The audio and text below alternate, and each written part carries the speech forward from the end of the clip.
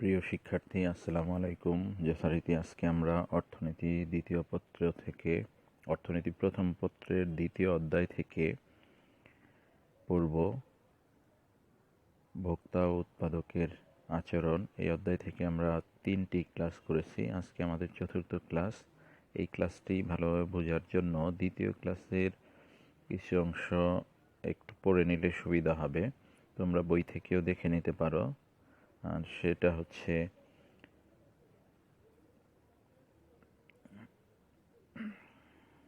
চাহিদার নির্ধারক সমূহ। আমরা দ্বিতীয় ক্লাসে পড়েছিলাম চাহিদার নির্ধারকগুলো কী কী, সেই পয়েন্টগুলো একবার দেখে নিলে সুবিধা হবে।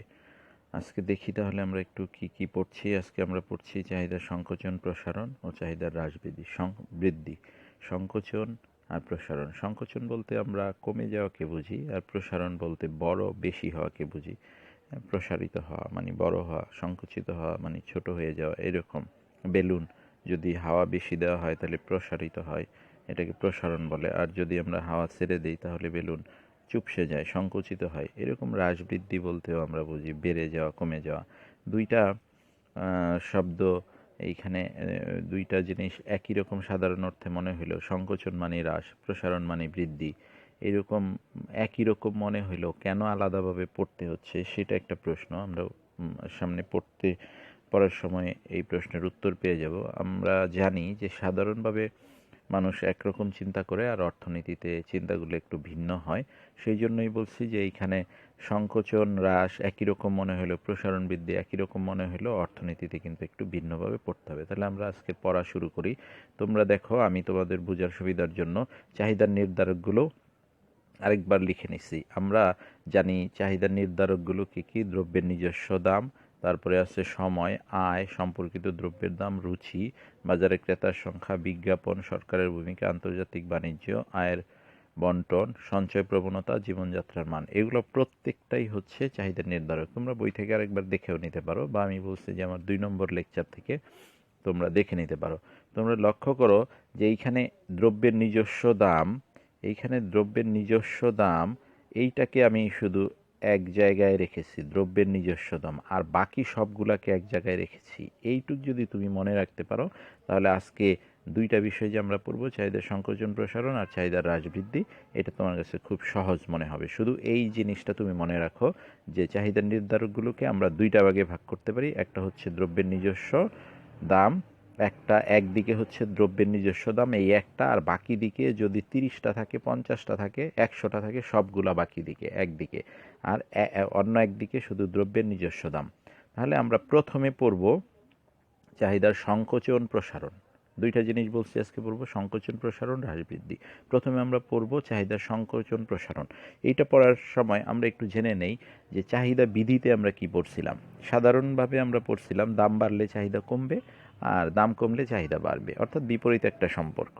অর্থাৎ দামের সাথে চাহিদার বোঝাপড়াটা হয়, দাম বাড়লে চাহিদা কমে যায় আর দাম কমলে চাহিদা বেড়ে যায়, এরকম একটা বিষয়। তাহলে এইখানে আমরা এই দুইটা বিষয়কে মাথায় রেখেই সংজ্ঞাটা তৈরি করব। দ্রব্যের নিজস্ব দাম একটা, আর একটা হচ্ছে অন্যান্য অনেকগুলা যত আছে চাহিদার নির্ধারক, এইটা থেকে আমরা শুরু করব। তাহলে আমরা সংজ্ঞাটা কি লিখছি একবার পড়ি। সংজ্ঞাটা বইতে হুবহু এরকম নাই, আমি নিজের মতো করে লিখছি, তোমরা বই থেকেও দেখতে পারো। কোনো দ্রব্যের চাহিদা অপেক্ষকে, কোনো দ্রব্যের চাহিদা অপেক্ষকে মানে চাহিদা সমীকরণে, চাহিদা অপেক্ষকে বা চাহিদার নির্ধারকে এইরকম বলতে পারি যে সকল বিষয় বিবেচনা করা হয়, যে সকল বিষয় বিবেচনা করা হয়। কোন কোন বিষয়? এই চাহিদার নির্ধারক, এবং এই যে এইখানে অনেকগুলো আমরা বলছি, এই সবগুলাকে চাহিদা সমীকরণে বিবেচনা করা হয়। আচ্ছা, কোনগুলাকে বিবেচনা করা হয়? এই সবগুলাকে, এই একটাও এবং এই যে এইখানে সবগুলাকে বিবেচনা করা হয়। তার মধ্যে অন্যান্য বিষয় অপরিবর্তিত। অন্যান্য বিষয়টা কি সেটা আমরা দেখব। অন্যান্য বিষয় অপরিবর্তিত বা স্থির রেখে, অন্যান্য বলতে এই যে এই সবগুলাকে বুঝাইছে, স্থির রেখে শুধুমাত্র দ্রব্যের দাম বাড়লে, দেখো দামের কথা বলছে, কার কথা বলছে? দ্রব্যের দাম। তার মানে দ্রব্যের নিজস্ব দাম, এই দামটাকে বলছে, এটা হয় বাড়বে নাই কমবে। আর এই বাকিগুলা কি থাকবে? এগুলা কি থাকবে? এগুলা স্থির থাকবে। এগুলা সব কি থাকবে? স্থির থাকবে। তাই বলছে। কিন্তু দেখো, আমি আবার নতুন করে দেখাচ্ছি পুরো বিষয়টা। দেখো, কোনো দ্রব্যের চাহিদা অপেক্ষকে যে সকল বিষয় বিবেচনা করা হয় তার মধ্যে অন্যান্য বিষয়, অন্যান্য সব বিষয় তুমি বলতে পারো, অন্যান্য বিষয়গুলো বলতে পারো অপরিবর্তিত বা স্থির রেখে শুধুমাত্র কাকে, একটা শুধুমাত্র দ্রব্যের দাম, দ্রব্যের দামের কথা বলছে, দ্রব্যের নিজের দাম। তুমি এখানে দ্রব্যের নিজের দামও লিখতে পারো। দ্রব্যের নিজের দাম বাড়লে চাহিদার পরিমাণ কমে। দাম বাড়লে চাহিদা কি হয়? আমরা এই যে একটু আগে বিধির কথা বললাম, চাহিদা বিধি, দাম বাড়লে চাহিদা কমে। তাহলে শুধুমাত্র দ্রব্যের দাম বাড়লে চাহিদার পরিমাণ কমে। একে চাহিদার একে চাহিদার একে চাহিদার সংকোচন বলে। দাম কমে গেছে, দাম বেড়ে গেছে আর চাহিদা কমে গেছে, একে চাহিদার সংকোচন, অর্থাৎ চাহিদা কমে গেছে। অর্থাৎ যদি এরকম হয়, টমেটো 20 টাকা কেজি ছিল, হয়ে গেছে 100 টাকা কেজি, তুমি কিন্তু 1 কেজির জায়গায় বা 5 কেজির জায়গায় আধা কেজি কিনবে, 1 কেজির জায়গায় আধা কেজি কিনবে। অর্থাৎ দাম বেড়ে গেলে চাহিদা কমে যাচ্ছে, চাহিদার পরিমাণ অনেক বেশি ছিল তার থেকে কমে যাচ্ছে, এটাকে সংকোচন বলছে। আচ্ছা, আবার এই যে এটা বলছে দাম বাড়লে, এইটার উল্টাটা যদি বলি, উল্টাটা দাম কমলে চাহিদার পরিমাণ বাড়ে। হ্যাঁ, দাম কমে গেলে চাহিদা বাড়ে। 10 টাকা কেজি টমেটো হলে 5 কেজি কিনবা, বাড়ে।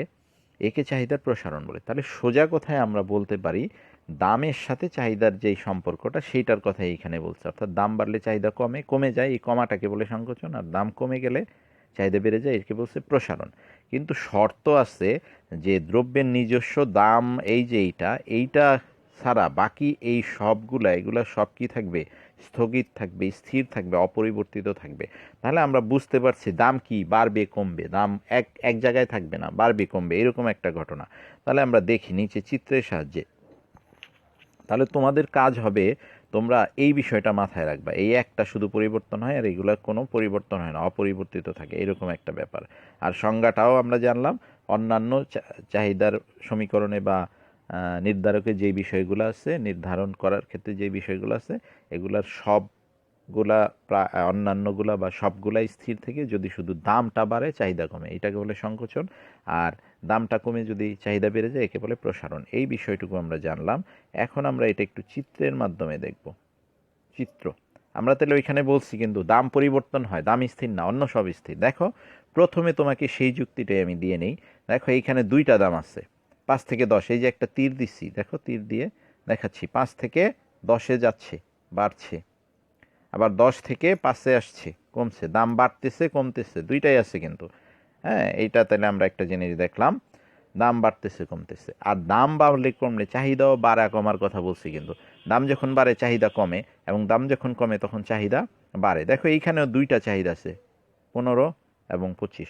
15 থেকে যদি 25-এ যায়, তাহলে এটা কি চাহিদা বাড়ছে। 15 থেকে যদি 25-এ যায় চাহিদা বাড়ছে, আর 25 থেকে যদি 15-তে আসে তাহলে চাহিদা কমছে। এইরকম ব্যাপারগুলোই এইখানে আমরা দেখব একটু। তাহলে আমরা দেখি, আমরা এই চিত্রটাতে বলছি দাম স্থির থাকবে না, দাম কি থাকবে?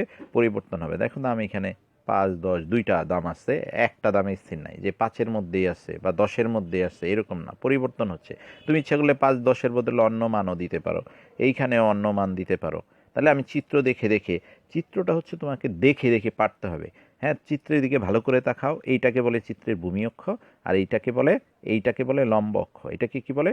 লম্ব অক্ষ। চিত্রের তাহলে এটা হচ্ছে ভূমি অক্ষ, এটা লম্ব অক্ষ। ভূমি অক্ষে কি লিখছি দেখো তো? চাহিদার পরিমাণ, কিউ, ব্রেকেটে কিউ লিখতে পারো, ডিও লিখতে পারো। আর লম্ব অক্ষে কি লিখছি দেখো তো? দাম। দাম কি প্রাইস বলে, পি দ্বারা লিখছি। ঠিক আছে? তাহলে চিত্রটা তুমি এইভাবে আঁকবা, এইভাবে দিবা, এইভাবে দিবা, তারপরে এইভাবে দিবা, এইখানে ডি ডি ডি লিখবা, ডিডি লিখবা, পরে এইখান থেকে এইখানে লাগাবা, এইভাবে দিবা একটা, এইভাবে দিবা, এইভাবে দিবা, এইভাবে দিবা। এইখানের দূরত্বটা দুইটার, এইটা আর এইটার সমান রাখতে চেষ্টা করবো। দেখা এইটা মোটামুটি যতটুক, এইটা মোটামুটি ততটুকু একটা দূরত্ব রাখছি কিন্তু। এরকম, অর্থাৎ 5 আর 10, এইটুক যদি 5 হয় এইটুক 10 হবে, নিশ্চয়ই এইটুক 10 হবে না। এরকম একটা ব্যাপারটা যেন খেয়াল থাকে। একবারে একুরেট মেপে ওইরকম দরকার নাই, কাছাকাছি হইলেই হবে। তাহলে আমরা বলতে পারি চিত্রের ভূমি অক্ষে, দেখো এইখানে যা লেখা আছে আমি সেগুলাই বলছি। চিত্রের ভূমি অক্ষে চাহিদার পরিমাণ, লম্ব অক্ষে দাম দেখানো হয়েছে। এরপরে আমরা শুরু করব কোনখান থেকে? এরপর আমরা শুরু করব, বলবো দাম যখন 5 একক, দাম যখন 5 একক, এইখান থেকে এই দিকে তাকাও, এইদিকে নিচে তাকাও, দেখো কত? 25। দাম যখন, এটা দাম বলছি কেন? 5 তো দাম না হয়ে দ্রব্য বলতে পারতাম, কারণ এটা তো দাম লেখা আছে এখানে। তাহলে দাম যখন 5 একক, দ্রব্যের চাহিদার পরিমাণ তখন 25 একক। এই দেখে দেখে লিখতেছি, এইখান থেকে এদিকে তাকে এ বিন্দু দ্বারা নির্দেশ করা হয়েছে বা দেখানো হয়েছে। ঠিক আছে, এইটুক বলতে পারবা? দেখো আগেরটুক বলছি, দেখানো হয়েছে দাম যখন 5 একক, চাহিদার পরিমাণ 25 একক, এ বিন্দু দ্বারা দেখানো হয়েছে। তারপরে দেখো দাম 5 থেকে উপর দিকে গেছে, 10 হয়েছে। দাম বেড়ে যদি 10 একক হয়, দেখো চাহিদা এইখান থেকে 10 থেকে এই দিকে আসো, দেখো এইখানে কত হয়ে গেছে। এই 10-এর সাথে সম্পর্ক কার? 15। 10-এর সাথে সম্পর্ক কার? 15। আগে ছিল 25, 25 থেকে কমে কত হয়ে গেছে? 25 থেকে কমে 15 হয়ে গেছে, 25 থেকে 15 হয়ে গেছে, তার মানে কমে গেছে। তাহলে এইটা বেড়ে গেছে আর এইটা কি হয়েছে? কমে গেছে। এই জিনিসটা আমরা যদি বলি তাহলে বলতে পারি দাম 5 একক থেকে বেড়ে 10 একক হলে চাহিদার পরিমাণ 25 থেকে কমে 15 একক হয়। আবারও বলি, তুমি নিজে নিজেই বলতে চেষ্টা করো, দাম 5 একক থেকে বেড়ে 10 একক হলে চাহিদা 25 একক থেকে কমে 15 একক হয়ে যায়। এবং এই যে সম্পর্কটা, এটাকে দেখানো হয়েছে বি বিন্দু দ্বারা। তুমি তারপরে বলতে পারো একে এই যে কি 15 একক হয়। হ্যাঁ, এই এই জিনিসটা তুমি এইখানে বলতে পারো একে বি বিন্দু দ্বারা দেখানো হয়েছে। আমি এখানে এটা লিখি নাই, তুমি এই জায়গাটায় লিখে দিতে পারো যে একে বি বিন্দু দ্বারা দেখানো হয়েছে, বলতে পারো। আরেকটা জিনিস তুমি খেয়াল করো, হ্যাঁ, প্রথম চাহিদাটা ছিল এ বিন্দুতে, পরে চাহিদাটা চলে গেছে কত? বি বিন্দুতে, অর্থাৎ এতে ছিল। যখন 5 ছিল, 25 ছিল, তখন এতে ছিল। যখন 15 এবং 10 এবং 15, 10 এবং 15 হয়ে গেল, তখন বি বিন্দুতে গেছে। তাহলে এ থেকে বি বিন্দুতে, চাহিদা এ থেকে বি বিন্দুতে গেছে। আর বাস্তবে আসলে কি ঘটছে? বাস্তবে যেটা ঘটছে সেটা দেখো, এ থেকে বিতে গেছে, কিন্তু আসলে আসছে 25 থেকে 15-তে। তাহলে কমে গেছে, 10 কমে গেছে, 10 কিন্তু কমে গেছে। তাহলে সেই কথাটাই এইখানে আমরা বলছি। দেখো, অর্থাৎ চাহিদা এ থেকে বি বিন্দুতে গমন করে, একে চাহিদার সংকোচন বলে। এ থেকে কোথায় গেছে? বি বিন্দুতে চলে গেছে, একে চাহিদার কি বলে? সংকোচন বলে। দেখো আমরা একটা এ থেকে বিতে একটা তীর দিয়ে দেখাই দিছি, আর তীরের মধ্যে লিখে দিছি সংকোচন। তুমি এই সংকোচন এইখানেও লিখতে পারো, এইখানেও উপরে নিচে তীরের এক জায়গায় লিখলেই হয়। তাহলে বিষয়টা আমরা এইখানে বুঝে ফেললাম। এর পরেরটায় আমরা যাই উল্টা দিকে, পরের পরের পরের ব্যাখ্যায় যাই। এখন তো কমে গেল, এই 5 থেকে 10-এ গেল এবং 25 থেকে 15-তে আসলো। উল্টাটা এবার চিন্তা করবো, 10 থেকে 5-এ আসবে আর 15 থেকে 25-এ যাবে। তাহলে দেখো, আবার কোনো কারণে দ্রব্যের দাম 10 একক থেকে কমে 5 একক হলে, এই 10 একক থেকে যদি কমে 5 একক হয়, তাহলে 10 এককের সময় চাহিদা ছিল 15, 10-এর সাথে 15 সম্পর্ক, আর 5-এ চলে আসলে এটা বেড়ে হয়ে যাচ্ছে কত? 25। সেই কথাটাই আমরা এখানে লিখছি, হলে চাহিদার পরিমাণ বেড়ে 15 একক থেকে 25 একক হয়। অর্থাৎ চাহিদা দেখো 5 একক, 10 একক থেকে কমে 5 একক, এখানে কমে লিখতে পারো, তুমি কমে লিখে দিতে পারো। 5 একক হলে চাহিদার পরিমাণ বেড়ে 15 একক থেকে 25 একক হয়। অর্থাৎ চাহিদা, এইবার যদি তুমি দেখো চাহিদা আসলে যদি তুমি চিন্তা করো, আচ্ছা এটা আমি একটু দেখাচ্ছি, একটু শেষ করে নিই। অর্থাৎ চাহিদা বি বিন্দু থেকে এ বিন্দুতে গমন করে, একে চাহিদার প্রসারণ বলে। একে চাহিদার কি বলে?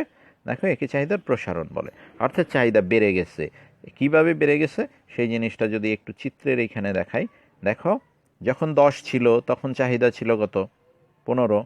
যদি 5-এ চলে আসে, চাহিদা দেখো হয়ে গেছে কত? 25। তাহলে 15 থেকে 25 হয়েছে, 15 থেকে 25, 15 থেকে 25 কি বেশি না? বেড়ে গেছে না?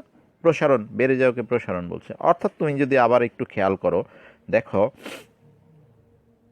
দেখো তুমি যদি খেয়াল করো, এই যে বি বিন্দুতে ছিল 15, বি থেকে কোথায় চলে আসছে? এ বিন্দুতে। অর্থাৎ চাহিদা বি থেকে এ বিন্দুতে গমন করে, এই কথাটা আমরা এখানে বলতে পারি। চাহিদা বি থেকে এ বিন্দুতে গমন করে, অর্থাৎ এই 15 থেকে 25-এ যায়। এইটাকে বেড়ে গেছে বলে এটাকে আমরা প্রসারণ বলতে পারি। এবং দেখো, একটা বি থেকে এর দিকে একটা তীর দিয়ে এখানে প্রসারণ লিখে দিছি। তাহলে আমরা এটা বলতে পারি যে যদি দাম কমে কি হয়? যদি দাম কমে 10 থেকে 5 হয়, তাহলে চাহিদা কত হয়? 15 থেকে 25-এ যায়, 15 থেকে বেড়ে 25 হয়। অর্থাৎ চাহিদা বি থেকে এ বিন্দুতে গমন করে, একে চাহিদার প্রসারণ বলে। তাহলে একটা জিনিস আমরা বুঝে গেলাম যে চাহিদার সংকোচন প্রসারণ কাকে বলে। অর্থাৎ এই ক্ষেত্রে দামটা বাড়ে কমে, দাম বাড়লে কমলে কি হয়ে যায়? এই ক্ষেত্রে দামটা বাড়ে কমে, এবং দাম বাড়লে কমলে চাহিদা বাড়ে কমে। এই বাড়া কমার ঘটনাগুলোকে বাড়লে বলে, চাহিদার পরিমাণ বাড়লে বলে কি তোমার, চাহিদার পরিমাণ বাড়লে বলে প্রসারণ, আর চাহিদার পরিমাণ যদি এদিকে কমে যায় সেটাকে বলে সংকোচন। একদম সাদামাটা সহজ জিনিস, তুমি যদি সহজভাবে চিন্তা করো তাহলেই সহজ মনে হবে। এরপরে আমরা যাব চাহিদার হ্রাস বৃদ্ধি, এরপরে আমরা যাব চাহিদার হ্রাস বৃদ্ধিতে যাব। চাহিদার হ্রাস বৃদ্ধি, দেখো হ্যাঁ, চাহিদার হ্রাস বৃদ্ধি পড়ার আগে আমি আরেকবার এই জায়গাটা মনে করাই দিই। এইখানে দুইটা গ্রুপ করছি কিন্তু, হ্যাঁ, এই একটা গ্রুপ, এই একটা গ্রুপ, এবং চাহিদার সংকোচন প্রসারণে এইটাকে আমরা বলছিলাম পরিবর্তন হচ্ছে, আর এইটাকে বলছিলাম কি স্থির থাকছে। আর এইটা কি হচ্ছিল, পরিবর্তন হচ্ছিল, এটা পরিবর্তন হচ্ছিল, বাড়ছিল, কমছিল, আর এগুলা কি ছিল, স্থির ছিল। এইবার আমরা সংকোচন প্রসারণে যে এর উল্টাটা করব, এইটা স্থির থাকবে, এগুলার মধ্যে সবগুলা বা একটা দুইটা কি হইতে পারে, পরিবর্তন হইতে পারে। এই কথাটা একটু মনে রাখো, জাস্ট উল্টা উল্টা। এইটা কি থাকবে, এবার স্থির থাকবে, এটা স্থির থাকবে, আর এইগুলা কি হবে, পরিবর্তন হবে। এগুলো সবগুলো হইতে পারে, যে কোনো একটা হইতে পারে। এই বিষয়টা এই পরের আমরা চাহিদার হ্রাস বৃদ্ধিতে আমরা দেখব। একটু দেখো, খেয়াল করো, সংজ্ঞাটা খেয়াল করো, দেখো তাই লিখছি। কোনো চাহিদা অপেক্ষকে বিবেচ্য বিভিন্ন বিষয় এর মধ্যে আলোচ্য দ্রব্যের দাম স্থির বা অপরিবর্তিত। দেখো, দ্রব্যের যে নিজস্ব দাম, আলোচ্য দ্রব্য বলতে ওই যেই দ্রব্যটা আলোচনা করছি ওই দ্রব্যকে বোঝানো হয়েছে। নিজস্ব দাম, দ্রব্যের নিজস্ব দাম স্থির বা অপরিবর্তিত থেকে অন্য যে কোনো বিষয়, যেমন এই যে এইখানে আমি দুইটা লিখে দিচ্ছি, এই পাশে অনেকগুলা ছিল না, আর এইখানে একটা ছিল, এই অনেকগুলার মধ্যে আমি দুইটা লিখছি, তুমি ইচ্ছা করলে সবগুলো লিখতে পারো। আয়, রুচি, হ্যাঁ, পরিবর্তনের ফলে, দেখো বলছে পরিবর্তনের ফলে, অর্থাৎ এই দাম তোমার স্থির থাকতেছে, দাম থাকতেছে স্থির, আর আয়, রুচি, যে অন্যান্য অনেকগুলো বিষয় ছিল 9-10টা লেখা, সেগুলোর মধ্যে পরিবর্তনের কথা বলছে। পরিবর্তনের ফলে যদি চাহিদার পরিমাণ কমে, তাকে, হ্যাঁ, চাহিদার পরিমাণ কমে, যেমন এইখানে আমি ভিতরে লিখে দিছি, যেমন আয় কমলে চাহিদা কমবে। ধরো তোমার বাবা 1 লাখ টাকা বেতন পাইতো, এখন 10,000 টাকা বেতন পায়, তাহলে আয় কমে গেছে। তোমাদের খানা পিনা, বিভিন্ন মাছ মাংস, চাল ডাল, হ্যাঁ, এই চিজ বার্গার, এইসবের চাহিদা, পোশাক আশাক, এগুলোর চাহিদা কি কমবে না? সেই কথাটাই বলছে যে আয় কমলে চাহিদা কমে। এই জিনিসটা বোঝানোর জন্য এখানে লিখছি। ঠিক আছে, তাহলে এইটুকু আমরা বলতে পারি যে যদি চাহিদার পরিমাণ কমে, তাকে কি বলে, চাহিদার হ্রাস বলে। আবার দাম স্থির থেকে, দাম কিন্তু আগেও বলছি স্থির, দাম স্থির থেকে অন্য যে কোনো বিষয়ের যেমন আয় বাড়লে চাহিদা বাড়ে। আয় বাড়লে, এখানে ব্রেকেটে লিখে দিচ্ছে, আয় বাড়লে চাহিদা বাড়ে। তাহলে আমরা বলতে পারি অন্য যে কোনো বিষয়ের পরিবর্তনের ফলে যদি চাহিদার পরিমাণ বাড়ে, তবে তাকে চাহিদার বৃদ্ধি বলে। আয়ের কথাটা আমরা উদাহরণ হিসেবে বলে দিচ্ছি, অর্থাৎ আয় বাড়লে চাহিদা বাড়ে। অর্থাৎ তোমার বাবার যদি 10,000 টাকা বেতন থাকে, বেতন যদি 80,000 টাকা হয়ে যায়, তাহলে তোমাদের কিন্তু মাছ মাংস এটা সেটার কেনা খাওয়ার পরিমাণ কিন্তু বেড়ে যাবে। সেটাই বলছে, কোনো কারণে যদি আয় বেড়ে যায়, তাহলে চাহিদার পরিমাণ বেড়ে যায়, এটাকে বলে চাহিদার বৃদ্ধি। আবার আমি একবার সহজভাবে বলতেছি, দেখো, চাহিদা অপেক্ষকে যেসব বিষয় বিবেচনা করা হয়, আমরা ওইখানে লিখছিলাম এই পাশে চাহিদা আর এই পাশে অনেকগুলা লিখছিলাম, সেগুলোর কথা বলছি। হ্যাঁ, বিবেচনা করা হয়, তার মধ্যে দ্রব্যের দাম কি থাকবে, স্থির থাকবে। অর্থাৎ এই পাশে দ্রব্যের দাম বলছিলাম, সেটা স্থির থাকবে, আর বাকি এগুলার মধ্যে যে কোনো একটি বিষয়ের, যেমন আয়, রুচি, এইখানে সবগুলোই তুমি লিখতে পারো, পরিবর্তনের ফলে চাহিদার পরিমাণ কমে। চাহিদা কমে গেলে আয়, রুচি, এগুলো যে কোনো একটার পরিবর্তনের ফলে চাহিদার পরিমাণ যদি কমে যায়, একে বলে চাহিদার হ্রাস।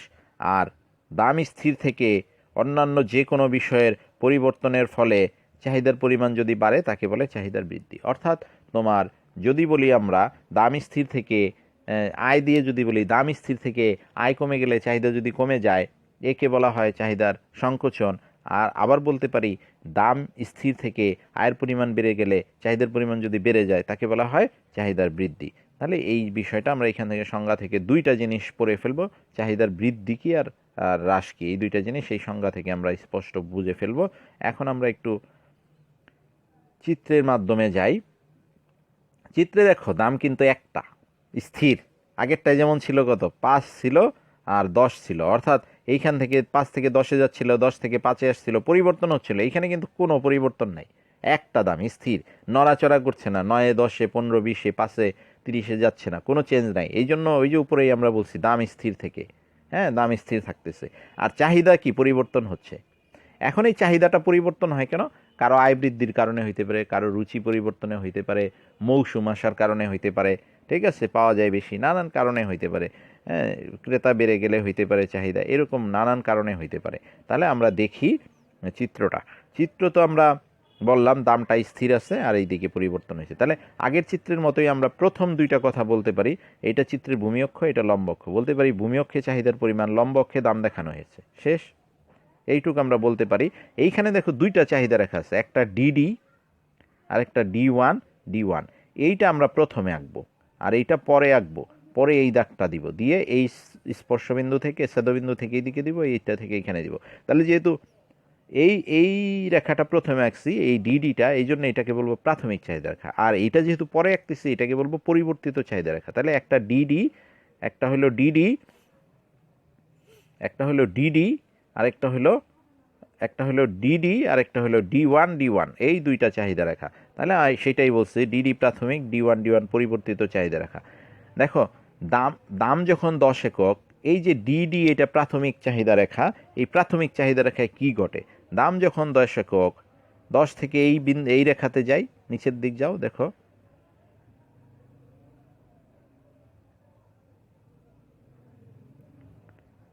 দেখো দাম যখন দেখো দাম যখন 10 দাম যখন 10 একক, তখন এইখান থেকে যদি আমরা প্রাথমিক চাহিদা রেখায় তাকিয়ে দেখি কত, 15। তাইলে সেই কথাটাই আমরা এখানে বলছি। দেখো দাম যখন 10 একক, প্রাথমিক চাহিদা তখন 15 একক। প্রাথমিক চাহিদা রেখা, এই ডিডি বলছিলাম প্রাথমিক চাহিদা রেখা, এই জন্য বলছি প্রাথমিক চাহিদা তখন কত, 15 একক, যাকে কি এ বিন্দু দ্বারা দেখানো হয়েছে। এখন দাম 10 একক স্থির থেকে, আমরা তো জানি দাম স্থির থাকবেই। কোনো কারণে ক্রেতার আয় বাড়লে, আমরা বলছিলাম অনেকগুলা কারণ আছে, হ্যাঁ, ক্রেতার আয়, রুচি, সময়, বাজার, ক্রেতার সংখ্যা, অনেক কিছু আছে। তার মধ্যে আমরা একটাকে বেছে নিলাম আয়, তুমি অন্যটাও দিতে পারো। হ্যাঁ, কোনো কারণে ক্রেতার আয় বাড়লে চাহিদা রেখা ডান দিকে সরে ডিডি হয়। এই যে ডি ওয়ান হয়, এই যে ডিডি থেকে এই দিকে, এটা ডান দিকে, তোমার হাতের ডান দিকে, দেখো তুমি হাতের ডান দিকে সরে যে কি হচ্ছে, ডি ওয়ান, আর এই উপরেও ডি ওয়ান আছে, ডি ওয়ান হচ্ছে, ঠিক আছে, ডি ওয়ান হয় চাহিদার পরিমাণ। আচ্ছা, তাহলে ডিডি থেকে যদি ডি ওয়ানে হয়, তাহলে আগে ছিল 15, এখন এই রেখাটা এই পর্যন্ত গেলে দেখো আগে ছিল 15 একক, রেখাটা ছিল এই পর্যন্ত, এইখানে শেষ। এখন নতুন রেখায় গেলে এটা 15 থেকে বেড়ে কত হয়ে যাচ্ছে, 25 হয়ে যাচ্ছে। অর্থাৎ দাম স্থির থাকতেছে 10এই, কিন্তু যদি কোনো কারণে আয় বেড়ে যায়, তাহলে চাহিদা রেখা ডিডি থেকে ডান দিকে সরে ডি ওয়ান হয়, এবং তখন চাহিদাও 15 থেকে দেখো বেড়ে কত হয়ে যাচ্ছে, 25 হয়ে যাচ্ছে, নতুন করে একটা জায়গায় চলে যাচ্ছে। সেটাই বলছে, দেখো 15 থেকে বেড়ে 25 একক হয়, 15 থেকে বেড়ে 25 একক হয়, 15 থেকে বেড়ে 25 একক হয়। অর্থাৎ চাহিদা দেখো এই এ বিন্দুতে ছিল, চলে গেল কোথায়, বি বিন্দুতে। সেই কথাটাই আমরা এখানে বলছি। দেখো চাহিদা এ বিন্দু থেকে বি বিন্দুতে গমন করে, একে চাহিদার বৃদ্ধি বলে। তাইলে এইখানে ঘটনা ঘটছে কি, দাম দ্রব্যের ঠিকই আছে, কিন্তু এই পরিবর্তনটা কেন হয়েছে বলতে পারো? এই পরিবর্তনটা কেন হয়েছে?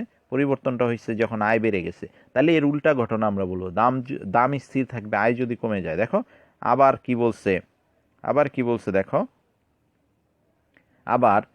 আবার দাম, এই যে এইখানে ছোট করে 10 একক লিখছি, দাম 10 একক স্থির থেকে কোনো কারণে, উপরেরটাই বলছিল যে তোমার ক্রেতার আয় বাড়লে, আর এইখানে তাহলে আমরা উল্টাটা বলবো, কমার কথা বলবো। দেখো 10 একক, দেখো স্থির থেকে কোনো কারণে ক্রেতার আয় কমলে, এইখানে কি বলছি, কমলে, এখানে বলছিলাম কি ক্রেতার আয় বাড়লে, আর এখানে বলছি কমলে, চাহিদা রেখা তাহলে উল্টা। হ্যাঁ, দেখো এইখানে দাম, আয় বাড়লে এই দিকে চলে গেছিল, তাহলে আয় কমলে এই দিকে চলে আসবে, উল্টা দিক চলে আসবে। অর্থাৎ আয় বাড়লে যদি চাহিদা রেখা ডান দিকে যায়, তাহলে আয় কমলে চাহিদা রেখা বাম দিকে চলে আসবে। সেই কথাটাই এইখানে বলতেছে। দেখো দেখো চাহিদা রেখা, এই যে ক্রেতার আয় কমলে চাহিদা রেখা ডি ওয়ান থেকে বাম দিকে সরে ডিডি হয়, অর্থাৎ চাহিদা 25 একক থেকে কমে 15 একক হয়, অর্থাৎ চাহিদা বি বিন্দু থেকে এ বিন্দুতে গমন করে, একে চাহিদার হ্রাস বলে। এবার আমি চিত্রতে যেয়ে দেখাই। দেখো অর্থাৎ যদি ব্যক্তির বা ক্রেতার আয় কমে যায়, তাহলে চাহিদা রেখা ডি ওয়ান থেকে বাম দিকে, দেখো তোমার হাতের বাম দিকে চলে যাচ্ছে, যে কত হয়, ডি হয়। এবং চাহিদা এই এই এই ছিল দেখো 25, এবং বি বিন্দুতে ছিল, বি বিন্দু থেকে কোথায় চলে গেল, এ বিন্দুতে চলে গেছে, অর্থাৎ 25 থেকে কমে 15 হয়েছে।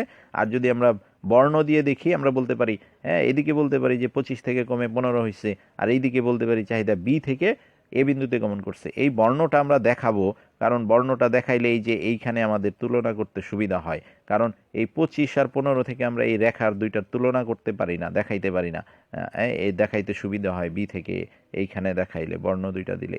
তাহলে বি থেকে এতে চলে আসছে। দেখো এইখানে তীর দিয়ে দুইটা আমি দেখাই দিচ্ছি। এ থেকে এই যে একটা তীর দিচ্ছি এই দিকে, এই তীরটা দিচ্ছি, এ থেকে বিতে যাচ্ছে, তাহলে এতে 15 থেকে 25-এ যাচ্ছে, তাহলে এটা কি বৃদ্ধি না? এই জন্য এখানে বৃদ্ধি লিখছি। দেখো এখানে বৃদ্ধি লিখছি। আবার দেখো আরেকটা তীর দিচ্ছি, এই বি এর দিক থেকে এর দিকে চলে আসছে, বি এর দিক থেকে কার দিকে? এর দিকে। তাহলে বিতে কত? 25, এতে কত? 15, তাহলে 25 থেকে 15-র দিকে আসছে এই তীরটা। তাহলে এই তীরটা কোন দিক থেকে কোন দিকে আসছে? 25 থেকে 15-র দিকে। এই জন্য এখানে হ্রাস লিখছি। এইটা অনেক সময় অনেকে ভুল করে ফেলে, তীর দেয় একদিকে লেখে আরেকটা। তাহলে তীর দিবা, দিয়ে দেখবা যে এইখানে কোনটা কোন দিকে যাচ্ছে। 25 থেকে 15-র দিকে যদি তীর হয় তাহলে এটা হ্রাস হবে, আর যদি 15 থেকে 25-এর দিকে তীর হয় তাহলে 15 থেকে 25 বাড়ছে, তাহলে বৃদ্ধি হবে। তুমি এইটাকে উপরে লিখতে পারো, এইটাকে এইখানে লিখতে পারো, আর এইটাকে এইখানে লিখতে পারো, অর্থাৎ উল্টা করে এইটাকে এইখানে আর এইটাকে এইখানে দিয়ে যেইখানে ইচ্ছা লিখতে পারো, এগুলো কোনো ব্যাপার না। তাহলে আমরা এইরকম বলতে পারি এইখানে। তাহলে আমরা দেখো কি বলতে পারি, এই চিত্রে ভূমি অক্ষে চাহিদার পরিমাণ, লম্ব অক্ষে দাম দেখানো হয়েছে, তারপরে ডিডি প্রাথমিক চাহিদা রেখা, ডি ওয়ান পরিবর্তিত চাহিদা রেখা, দাম 10 একক স্থির থেকে দাম যখন 10 একক তখন প্রাথমিক চাহিদা কত? 15 একক, তাকে এ বিন্দু দ্বারা দেখানো হয়েছে। কোনো কারণে যদি আয় বেড়ে যায়, ক্রেতার আয় বেড়ে যায়, তাহলে চাহিদা রেখা ডিডি থেকে ডান দিকে সরে ডি ওয়ান হচ্ছে। এবং সেই ক্ষেত্রে চাহিদার পরিমাণ বেড়ে কত হচ্ছে? 25 একক, তাকে বি বিন্দু দ্বারা দেখানো হয়, বি বিন্দু দ্বারা দেখানো যায় বা দেখানো হয়েছে, নির্দেশ করা হয়েছে। অর্থাৎ চাহিদা এইবার আমরা বলতে পারি 15 থেকে বেড়ে 25 হয়েছে, অর্থাৎ এ থেকে বি বিন্দুতে গমন করেছে। একে চাহিদার এ থেকে বিতে গেছে, এই দিকে গেছে, অর্থাৎ 15 থেকে 25-এ গেছে, তাহলে এটাকে আমরা বৃদ্ধি বলবো, একে চাহিদার বৃদ্ধি বলে। উল্টা দিকে যদি আবার বলি, আবার দাম 10 একক স্থির থাকলো, কোনো কারণে যদি ক্রেতার আয় কমে যায়, তাহলে চাহিদা রেখা কি হবে? যদি আয় কমে যায়, তাহলে বাড়লে যদি এই দিকে যায় থাকে, কমলে এই দিকে চলে আসবে, তাহলে চাহিদা রেখা ডি ওয়ান থেকে চাহিদা রেখা কি হয়ে যায়? ডিডি হয়ে যায়, বাম দিকে সরে। অর্থাৎ চাহিদা 25 থেকে কমে কত হয়ে যায়? 15 একক হয়ে যায়। আর যদি বর্ণ দ্বারা দেখাই তাহলে বি থেকে এতে চলে আসে, অর্থাৎ 25 থেকে 15 হয়ে যায়। আর বলতে পারি অর্থাৎ বি থেকে এ বিন্দুতে চলে আসে। একে চাহিদার বি থেকে এতে আসলে যেহেতু 25 থেকে 15 হয়, একে চাহিদার কি বলে? হ্রাস বলে। এখানে তীর দিয়ে দেখাই দিচ্ছি। তাহলে আমরা এইটুক পড়ে ফেললাম আজকে, যে চাহিদার সংকোচন প্রসারণ কাকে বলে, চাহিদার হ্রাস বৃদ্ধি কাকে বলে। এইটা মনে রাখার জন্য তোমাকে আমি যেটা প্রথমেই বলেছি, যে তোমাকে এই বিষয়টা মাথায় রাখতে হবে যে দ্রব্যের নিজস্ব দাম একটা গ্রুপে, এগুলো একটা গ্রুপে, এইটা কখন স্থির পরিবর্তন হয়, আর এইটা যখন পরিবর্তন হয় এগুলা স্থির থাকে, আর যখন এগুলোর মধ্যে পরিবর্তন হয় তখন স্থির থাকে এইটা। এবং কোন সময় কোনটা, চাহিদার সংকোচন প্রসারণের সময় এইটাই স্থির না এইটাই স্থির, এটা মনে রাখতে হবে। হ্যাঁ, কোনটা স্থির কোনটা পরিবর্তনশীল, এবং হ্রাস বৃদ্ধির সময় এইটা কি কোনটা পরিবর্তনশীল স্থির, এটা তোমাদেরকে ভালোভাবে মনে রাখতে হবে, তাইলেই সহজ হবে। তাহলে ধন্যবাদ সবাইকে, আজকের ক্লাস এই পর্যন্তই। নেক্সট ক্লাসে আবার দেখা হবে। আল্লাহ হাফেজ।